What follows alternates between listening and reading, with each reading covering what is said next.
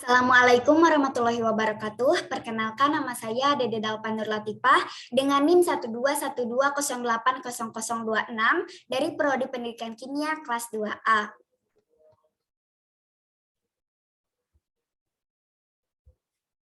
Di sini saya akan mempresentasikan paper sebagai tugas ujian akhir semester yang berjudul Solusi serta Peran Orang Tua dan Pendidik dalam mengatasi permasalahan remaja dengan metode literatur review.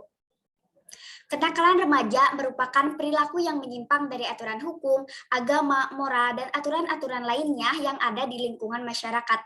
Kenakalan remaja ini contohnya seperti berbohong, membantah, membolos, tawuran antar pelajar, dan perilaku seksual di luar nikah.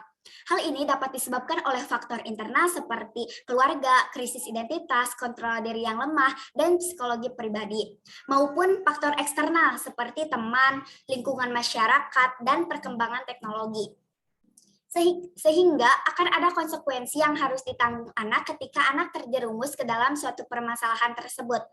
Anak dan orang tua itu harus siap menanggung rasa malu dan dikucilkan oleh masyarakat, dan anak juga harus siap dikeluarkan dari sekolahnya yang akan membuat masa depan anak tersebut suram. Oleh karena itu, diperlukan upaya untuk mencegah dan mengatasi permasalahan remaja yang marak terjadi pada zaman sekarang ini. Di antara solusi untuk mengatasi permasalahan remaja, yang pertama itu membekali keimanan remaja, di mana orang tua itu harus membekali anaknya akidah dan mengajarkan tauhid kepada anaknya untuk hanya beribadah kepada Allah Subhanahu wa taala. Lalu yang kedua itu memberi contoh dan mengingatkan ibadah kepada anak remaja, di mana orang tua itu harus mengajarkan kepada anaknya sholat sejak kecil dan harus mengingatkan untuk melaksanakan ibadah meskipun anaknya telah dewasa.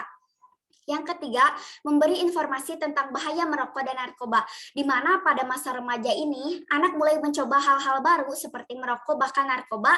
Oleh karena itu, anak harus diberikan edukasi tentang bahaya merokok dan narkoba tersebut. Lalu yang keempat, memberikan informasi tentang pengaturan perilaku seksual dalam Islam, di mana perilaku seksual dalam Islam ini telah diatur dengan baik. Oleh karena itu, orang tua harus memberikan informasi kepada anaknya agar anaknya tidak terjerumus ke dalam pergaulan bebas. Lalu yang kelima itu harus membiasakan anak untuk terbuka kepada orang tuanya, di mana orang tua itu harus menjadi tempat keluh kesah anaknya supaya orang tua bisa memberikan solusi ketika anaknya menghadapi suatu masalah. Lalu selanjutnya itu mendoakan anak, di mana orang tua itu harus mendoakan anak kepada hal-hal yang baik karena doa orang tua itu mustajab. Lalu yang ketujuh itu mengawasi anak, di mana orang tua itu harus mengawasi anak dari media komunikasinya seperti telepon, internet, radio, dan lain sebagainya, di mana orang tua itu harus mengawasi apa yang dilihat, didengar, dan diakses oleh anak sehingga anak itu tidak meniru apa yang dilihat, didengar, maupun diaksesnya.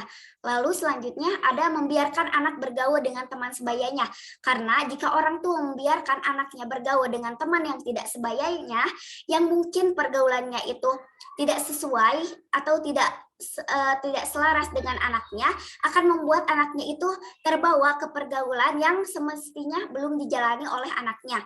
Lalu yang kesembilan itu mendukung hobi anak, di mana orang tua itu harus mendukung hobi anak selagi hobinya itu positif agar anaknya itu merasa percaya diri. Lalu yang ke-10 mengajari adab dan sopan santun kepada anaknya, di mana orang tua itu harus mengajarkan kepada anaknya cara berperilaku yang baik, beretika yang baik, lalu membentuk lingkungan yang positif dan menutup aurat. Selanjutnya, peran orang tua dalam menghadapi permasalahan remaja.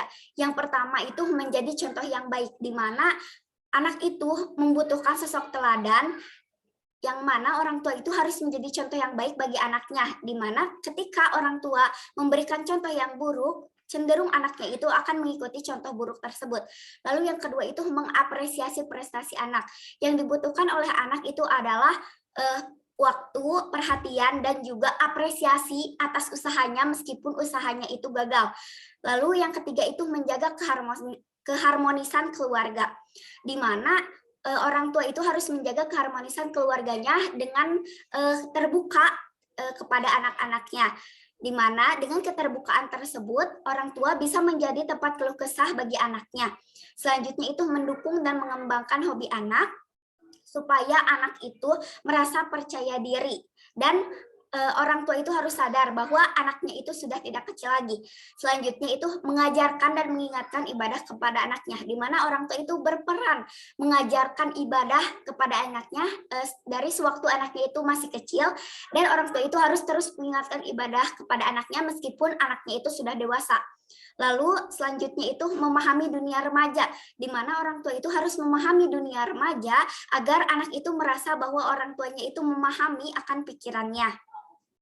Selanjutnya itu peran pendidik dalam menghadapi permasalahan remaja. Peran pendidik untuk mengatasi permasalahan remaja ini yaitu dengan mengadakan bimbingan konseling. Terdapat beberapa tujuan dari bimbingan konseling ini, yaitu yang pertama, tindakan preventif, yaitu suatu tindakan untuk mencegah anak supaya tidak terjerumus ke dalam suatu permasalahan, yaitu dengan pemberian informasi, bimbingan kelompok, dan layanan mediasi.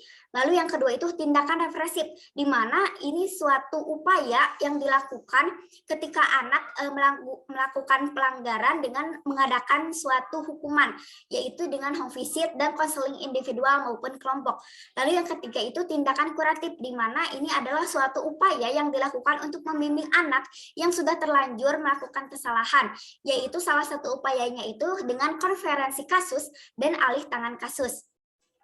Jadi kesimpulannya, untuk mengatasi atau mencegah permasalahan-permasalahan yang muncul di kalangan remaja ini, yaitu harus adanya kerjasama antara orang tua dan pendidik supaya anak itu tidak menyimpang dari aturan yang ada dan dapat menjadikan anak remaja tersebut sebagai generasi muda yang unggul, sehat jasmani dan rohani.